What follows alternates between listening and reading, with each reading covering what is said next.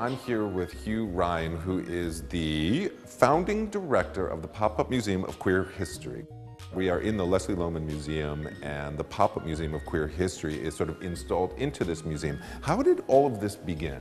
It actually began in late 2010 in a very roundabout way. The Hide-Seek exhibit was at the National Portrait Gallery in the Smithsonian, and there was a big flack over the inclusion of a piece called A Fire in My Belly by seminal artist David Wojnarowicz. And when it was threatened that it would be defunded and the piece was removed, I was pretty angry. And I had a couple of roommates and they said, you know, let's throw a party. And I was like, you know, let's actually throw something a little more interesting. So let's protest this, you know, erasure of our history, and let's throw a museum.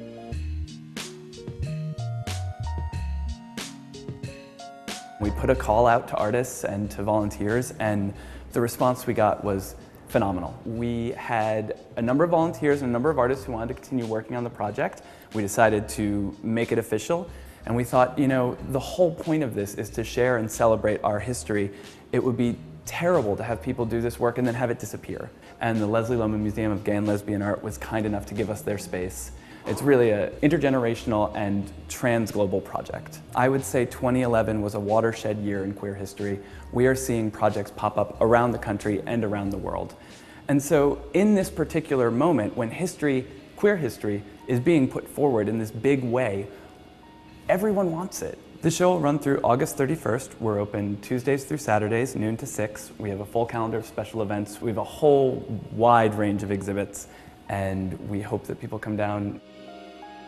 So these are two light boxes made by a woman named Alixa Garcia that deals with the lives of queer immigrants and queer immigrant communities around the world. And what Alixa did actually was collect all of these interviews with these migrant LGBT people and talk to them about their lives and why they left the countries they had been in and what their situation was. And then when you actually get to listen to the stories of these people, you really see what it means globally to look at queer identities. And I think these stories, because they have so much of these people's lives inside them, and you actually get to listen to their words, I think really give you this beautiful, beautiful full picture of an identity.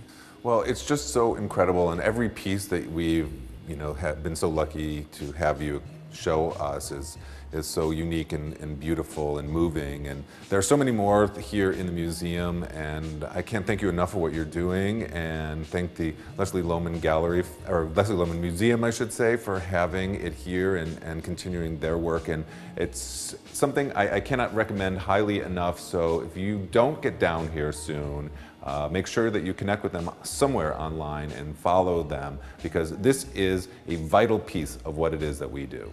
Thank you. Thank you.